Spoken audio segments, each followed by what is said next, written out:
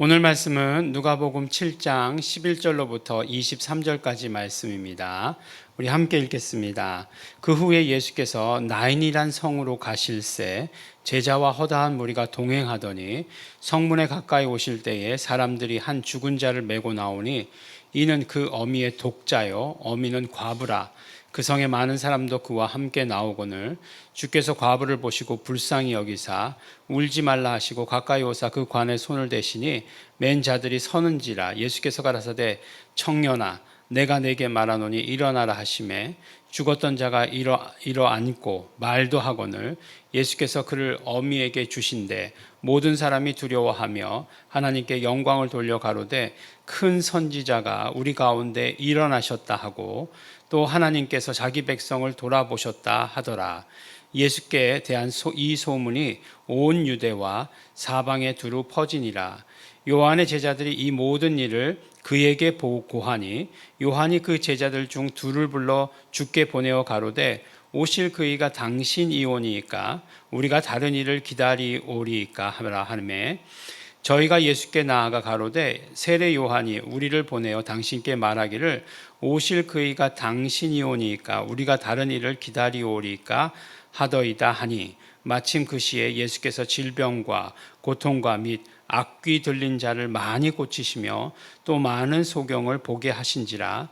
대답하여 가라사대 너희가 가서 보고 들은 것을 요한에게 고하되 소경이 보며 안진뱅이가 걸으며 문둥이가 깨끗함을 받으며 귀머거리가 들으며 죽은 자가 살아나며 가난한 자에게 복음이 전파된다 하라.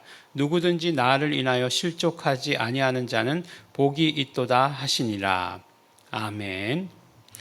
네. 이제 어제 우리 말씀 가운데 이제 백부장 가버나움에서 백부장의 뭐 하인이죠. 하인이라고 얘기할 수도 있고 뭐 번역에 따라서는 종이라고 얘기할 수도 있지만 또 아들이라고 얘기할 수도 있는 그 뭐 하여간 백부장의 하인을 고치셨죠. 어떻게 고치셨죠? 말씀으로만. 또 백부장의 그러한 믿음이 있었죠. 어쨌든지 간에 그런 어떤 놀라운 일들, 이적, 표적, 신유가 있은 다음에 그 다음에 어디로 가시냐면 나인성이라고 하는 곳으로 가십니다. 그러니까 예수님의 소문이 이제 허다하게 퍼졌으니까 따르는 사람들이 많았죠. 그랬더니 보니까 성문에 가까이 하실 때에 저도 예전에 시골 가면 그런 장면을 봤던 기억이 나요. 지금은 뭐 이제 대부분 장례를 치를 때 장례식장에서 뭐 병원에 속한 장례식장이든 거기서 이렇게 치르고 그 다음에 이제 대부분 다 리무진에 관을 이렇게 모시고 이제 또 우리나라 지금 대세가 화장이니까 화장터로 가지만 그때 당시에는 매장이었고 그 다음에 또 이 매장하는 곳이 항상 뭐 이렇게 집성촌으로 살았으니까 자기의 선산이 가까운데 있었던 것 같아요. 그래서 이제 거기 살던 곳에서 선산까지 가는데 이렇게 상여가 나왔죠. 그러면 또 상여 가운데 이제 많은 사람들이 따르고 그랬던 기억이 어릴 적에 봤던 그런 기억이 납니다. 이제 장례 풍습이 참 많이 바뀌죠. 정말 장례 풍습이라고 하는 것이 우리나라가 옛날에 장례를 어떻게 지냈었던가가 기억이 나지 않을 정도로 아주 빠르게 바뀌고 있습니다. 지금은 이런 여담을 왜 하는지 잘 모르겠지만 이제 문상도 안 받는 그런 장례식도 생긴다고 얘기하지 않습니까? 그러니까 빈소를 안 차리는 거죠. 그런 장례식 이제 코로나 이후에 그런 것들이 이제 뿌리박히게 되었다. 워낙 장례 비용도 비싸고 하니까 이제 허례허식이다라고 이렇게 이제 얘기하죠. 그건 제가 평가할 문제는 아니고요. 어쨌든지 간에 예수님께서 그 상여 행렬을 만나신 거죠. 그 당시에 유대인들의 법대로 이제 이렇게 장례를 치렀겠죠. 관이 있었던 것 같고, 그 다음에 이제 그 관을 그 사람들은 이제 돌무덤이죠. 그 돌무덤까지 가지고 가는 그런 행렬이었겠죠. 근데 예수님께서 보니까 그 죽은 사람의 어머니가 과부인 거예요. 과부의 아들이 죽은 거죠. 과부의 하나밖에 없는 아들이 죽은 거예요. 그러니까 얼마나 힘들었겠습니까? 그래서 이제 예수님께서 어떻게 하시냐면 청년아 내가 내게 말하노니 일어나라. 그냥 관에 손만 대고서 말씀하신 거죠. 오늘 말씀을 보니까. 그러니까 어떻게 해요? 죽은 자가 일어 앉고 말도 하고 예수께서 그를 어미에게 주셨다라고 이렇게 얘기하고 있습니다. 근데 이제 우리가 이제 또 한번 생각해 볼 것은 무엇이냐면 죽었다가 살아난 일들이 많이 있죠. 뭐 성경에 아주 없지 않습니다. 구약에 보면 있어요. 그 구약에 보면 이제 엘리야는 능력의 선지자 아닙니까? 병도 치료했지만 엘리야는 사르밧 과부의 아들을 살렸잖아요. 우리가 너무너무나 잘 알고 있습니다. 거기도 과부였어요. 과부의 아들이었어요. 그 다음에 이제 갑절의 영감을 달라고 했던 결국 갑절의 능력을 구한 엘리사, 그죠? 엘리야의 모든 능력이 나에게 갑절이 되게 해주십시오라고 구했던 엘리사도 보면 많은 치료가 있었잖아요. 뭐 우리가 잘 아는 대로 뭐 아람 장군 문둥병도 치료하시고 뭐 이런 것들도 다 있잖아요. 근데 이제 보면 또 과부의 아들도 또 치료하신 것이 있는데 엘리사는 수넴 여인이죠. 수넴 여인의 아들을 치료했죠. 수넴. 그러면 이제 보면 이제 엘리야는 사르밧이라고 하는 곳은 이 나인 성하고는 멀지만 이 엘리사가 이적을 행했던 수넴이라고 하는 지역하고 이 나인 성이라고 하는 지역은 같은 동네다라고 해도 무방할 정도로 가까운 곳입니다. 그러니까 지금 뭐 떨어지기를 이렇게 산이 있으면 산 이쪽 남쪽에 있는 성이 나인성이고 이렇게 산 이렇게 돌아가면은 있는 곳이 수넴이라고 하는 곳이었다는 거예요.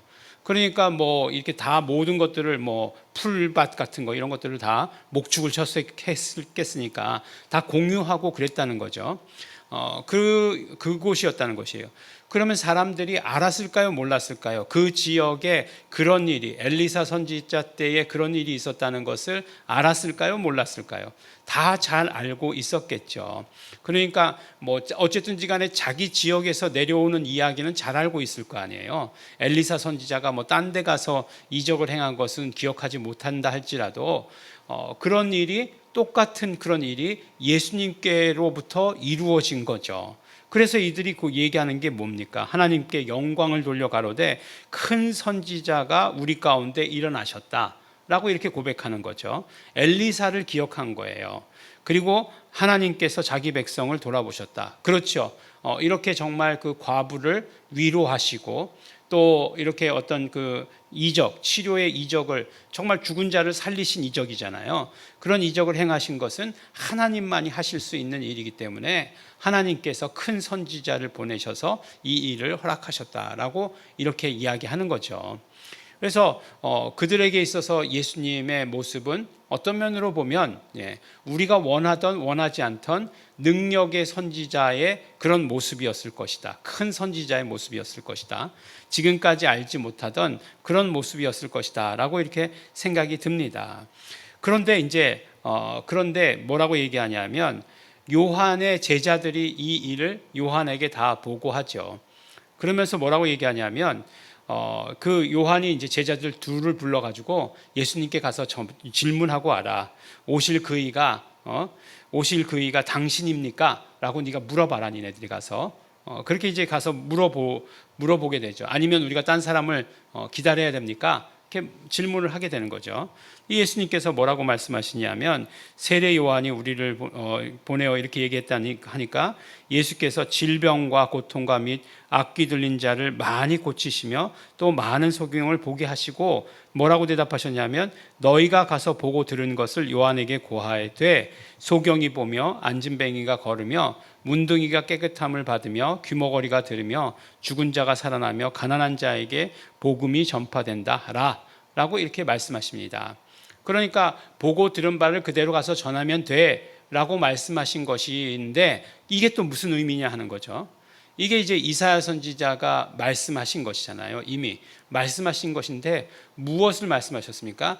메시아가 오시면 이런 일이 있을 것이다 라고 말씀하셨어요. 근데 예수님께서 오셔서 어떤 일을 하십니까? 소경을 고치시고 문둥병을 치료하시고 귀머거리를 치료하시고 그 다음에 뭐라고 얘기하고 있어요? 정말 질병과 고통과 및 악귀 들린 자를 많이 고치셨다고 말씀하고 있지 않습니까? 이런 일을 하셨다는 거예요. 그러면 메시아가 오시면 이런 일이 이루어질 것이라고 했는데 너희가 가서 이런 일이 이루어졌다고 보고해 라고 하는 것은 무슨 말씀이에요? 예수가 메시아시다. 헬라어로 하면 뭐예요? 예수가 그리스도시다 라고 하는 것을 말씀해 주시고 계시는 것이죠. 죽은 자를 살리신 이적만 가지고는 우리가 예수가 그리스도시다라고 확신할 수 없었는데 예수님께서 확실하게 이렇게 답을 해 주시는 거죠. 물론 우리가 생각하기에는 그렇게 물어봤을 때 오실 그이가 당신이옵니까? 이렇게 물어봤을 때 그래 나다 이렇게 얘기하면 훨씬 더 에이미 딱 이렇게 얘기했으면 훨씬 더 멋지지 않았을까라고 그냥 생각은 하지만 그렇지만 예수님께서 이렇게 대답하셨다는 거예요. 그리고 정말 그 고치신 것, 그 다음에 귀신을 내어 쫓으신 것, 그것으로 메시아인 줄 알라라고 이렇게 얘기합니다. 구약의 선지자들을 보면 치료는 했어요. 보니까 이렇게 죽은 자를 살리는 그런 일도 있었어요. 엘리야에게도 엘리사에게도 있었습니다. 예수님께서도 이 일을 하셨죠. 그러니까 어떤 능력의 선지자 계열이라고 이렇게 생각했었는데 그런데 예수님은 그거보다 훨씬 더 뛰어나신 분이시다, 메시아시다 라고 하시는 것을 요한의 제자들에게 확실히 말씀하시고 요한에게 말씀하시게 되죠. 요한의 등장은 이 질문이 끝이죠. 왜냐하면 요한은 그것이 사명이었기 때문에 그리스도에게로 바통을 넘기는 것이 사명이었기 때문에 요한의 질문은 그러니까 성경에서 요한의 등장은 여기서 이제 끝나게 되는 거죠.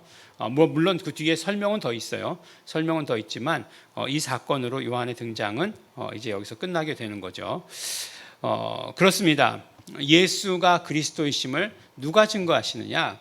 많은 일들, 행하신 일들도 증거하고 있죠. 정말 그 요한복음에서 그렇게 말씀하고 있지 않습니까? 너희가 나를 못 믿겠으면 나의 하는 일을 보고서라도 믿으라 라고 이렇게 말씀하시니까 예수님께서 하신 모든 일들이 예수가 그리스도이심을 증거하시는 일이죠. 그리고 예수가 그리스도이심을 누가 증거하셨습니까? 예수께서 스스로 증거하신 일이죠. 이적과 표적과 신유를 통해서 스스로 증거하셨죠. 그 스스로 증거하신 것을 통해서 메시아이심을 증거하셨고 그러나 단순히 치료하심으로 큰 능력의 선지자라고 하는 것을 더 뛰어넘는 그런 말씀을 오늘 우리에게 들려주시고 계시고 이사야의 예언을 모두 성취하신 것으로 우리에게 말씀해 주시고 계십니다. 예수께서 스스로 증거하셨습니다. 그러므로 우리는 예수가 그리스도이심을 우리 또 믿게 되길 바라겠고 또 그뿐만 아니죠. 예수가 그리스도이심으로 말미암아 행하신 모든 일들도 믿으심으로 말미암아 그러므로 말미암아 우리의 삶에서 예수께서 정말 치료하시고 예수께서 더러운 귀신을 쫓아주시고 정말 죽은 자가 살아나고 가난한 자에게 복음이 전파되는 이 일들을 경험하시고 또 그렇게 하시는 우리 성도 여러분 되시기를 예수 이름으로 축원합니다. 기도하겠습니다. 하나님 아버지 감사합니다. 오늘도 우리에게 말씀을 허락하여 주시옵시고 정말 예수가 하신 그 모든 일들을 보고 또 예수가 증거하신 그 말씀을 듣고 예수가 그리스도이심을 고백하게 하여 주신 것 감사하고 감사합니다. 그러므로 우리의 삶에 이적과 표적과 신유가 충만케 하여 주시옵시고 또한 그뿐만 아니라 우리 삶에서 그런 일들이 일어나는 것뿐만 아니라 우리가 그것을 증거하고 전하는 자들 될 수 있도록 아버지 축복하여 주시옵소서. 감사드립니다. 예수님 이름으로 기도드렸습니다. 아멘. 그러므로 우리 이 시간에 기도하실 때 성령님 함께하여 주시옵소서. 성령님 정말 우리가 예수가 그리스도이심을 우리가 고백할 뿐만 아니라 그것을 또한 증거하는 자 되기를 소원합니다. 성령님의 도구로서 온전히 쓰임받게 하여 주시옵소서. 우리의 삶에도 이적과 표적과 신유가 충만하게 하여 주시어서 우리가 예수 그리스도를 믿는 자인 것을 드러내게 하여 주시옵소서. 우리 다 같이 통성으로 기도하시겠습니다.